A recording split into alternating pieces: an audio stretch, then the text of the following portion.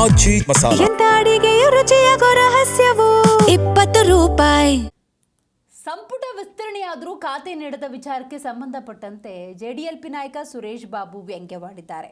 ಸಚಿವ ಸಂಪುಟ ವಿಸ್ತರಣೆಗೆ 2 ತಿಂಗಳು ತಗೊಂಡಿದ್ದಾರೆ.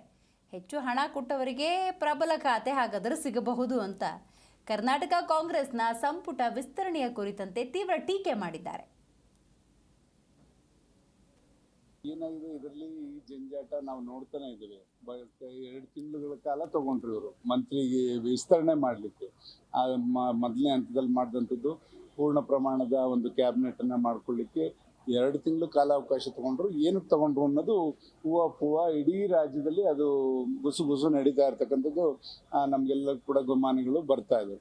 ಆ ನಿಟ್ಟಿನಲ್ಲಿ ಈಗ ಖಾತೆಗೂ ಕೂಡ ಆ ಥರದ್ದು ಏನಾರು ಗುಸು ನಡೀತಾ ಇದೆ ಅನ್ನೋ ಅಂತ ಅನುಮಾನ ನಮಗೂ ಕೂಡ ಆಗ್ತಾ ಇದೆ. ಆದ್ದರಿಂದ ಇದನ್ನು ಶೀಘ್ರವಾಗಿ ಖಾತೆಗಳು ಹಂಚಿ ಆಯಾ ಇಲಾಖೆಯ ಮಂತ್ರಿಗಳು ಕಾರ್ಯೋನ್ಮುಖವಾಗಿ ರಾಜ್ಯದ ಎಲ್ಲ ಭಾಗದಲ್ಲೂ ಇರತಕ್ಕಂಥ ಸಮಸ್ಯೆಗಳನ್ನ